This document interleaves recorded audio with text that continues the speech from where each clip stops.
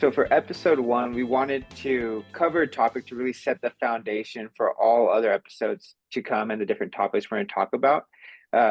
One specific topic, generic or term that we want to specify is community development. And TODCO group is, people often know that community development is within the DNA of our organization, TODCO group, but we really want to clarify what that means, not only specific to us, but the city and our neighborhood. Peter, do you mind jumping into that and explaining to us what community development means and the history of community development within the city and within our neighborhood? I can try. That's a huge question. Sorry. When we're talking specifically about TODCO, we're generally talking about the community development movement that took place in like the late 60s, early 70s. It was generally in response to like kind of the federal government doing a lot of what we call redevelopment, which was essentially demolishing inner city neighborhoods and replacing them with freeways or, in our situation, a large convention center. So we at TODCO kind of come out of that sort of advocate legacy that was evolved and very prominent in the 70s. Community development in general has a lot of meetings to a lot of different people and it's gone through a lot of different iterations in history. I think the best place to start for our purposes generally would be kind of the Industrial Revolution when people started moving into cities to work at factories. And there was just kind of a question of, what do they do with their time? We have this kind of new society forming that's very different than agrarian or ways that people sort of used to cohabitate. So over the years, there were different movements like for example, in San Francisco, we have something called the Mechanics Institute, which way back in the day started out as a place for laborers and essentially mechanics to learn higher skills, kind of similar to like a community college. They'd also put on plays. They have a library. Some of them are boarding houses or have a pub in it. But it's basically like at the core, what I would say is we're talking about people in urban centers and how we develop community, land, what they do in their free time. Do we want parks? Do we want playgrounds, infrastructure, and just how people generally interact with each other in an urban core? I know it's a big question. Where should we go Yeah. from there? Do you think I did a decent job summing it up? Yeah, I think that's a great job of summing it up. And I know I kind of asked multiple layers to that within the term community development. I think that maybe some more clarity around the South of Market, but then how that relates to the rest of the city, and really that. I mean, I know we have our local neighborhood here, but really how that affects the city as a whole, right? How it all Yeah, kind of sure. connects. How it all connects. Yeah. So I think where we have to start, especially in our current situation, there's a lot of talk about downtown versus kind of the neighborhoods and how, primarily our tax base is derived from downtown San Francisco. As TODCO, we are, focused primarily on the area that a lot of people would consider a big and important part of downtown, which is the Moscone Center, Yerba Buena, where we get a lot of revenue from conventions, from tourism, things like that. And so what we really kind of focus on here is an area of the city that I think primarily people don't think of as a residential neighborhood. However, at TODCO, we do have five senior buildings that essentially surround the Moscone Center, right?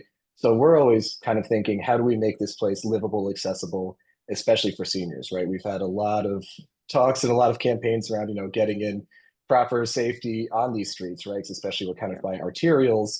And then we have Sixth Street where we have some of our SROs, and there has been a lot of talk about just the quality of life over there. Our new mayor, made a lot of big promises about what he was going to do in that area.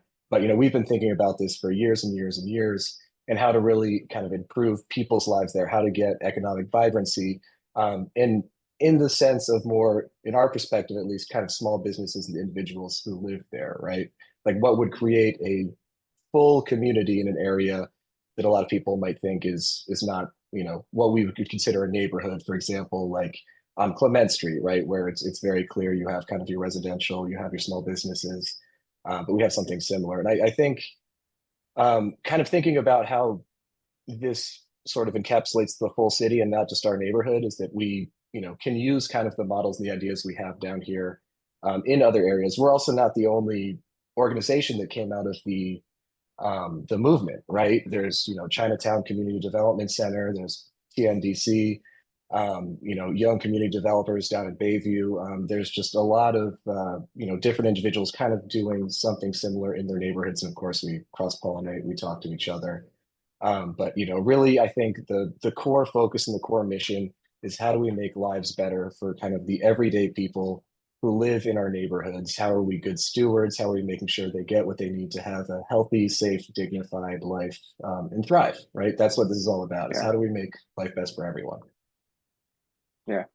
No, I think that makes a lot of sense, and clear, just brings a lot of clarity around the topic, and really for episode one, we want to dive into just this right now, what you covered to set the foundation for next episode, which is why is community development so important, and then to set the foundation for those future episodes where we talk about other topics. But I think at least being on the same page with that term helps us all kind of set the groundwork, right, for things to come. And I'm not sure if there's anything that I'm missing that maybe comes to mind before we kind of close out this first micro episode. But Yeah, I'd kind of say that it's a kind of always a moving target, right? I don't think you can necessarily have a definite definition or yeah, definitive definition of community development because we are always striving to kind of make things better. And as we've seen, life changes, right? We had the COVID crisis. Now we're kind of dealing with an economic crisis.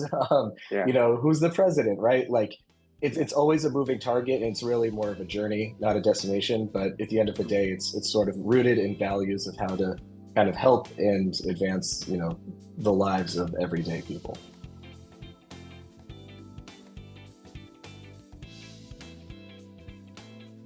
everyone for listening to this episode of the TODCast podcast, an official TODCO group podcast. Make sure to follow us and subscribe to our podcast on Spotify, where we'll be uploading all of our latest episodes.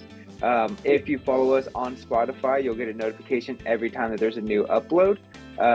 Also, make sure to follow us on social media at TODCO Group across all social platforms. We're going to be posting every time we have a new episode uploaded. And we also just would love to hear from you. My email is peter@todco.org. Andres is andres@todco.org. And just please give us your honest feedback. Yes, 100%. And we look forward to developing this podcasting community with you all. And we'll see you on the next installment of the TODCast.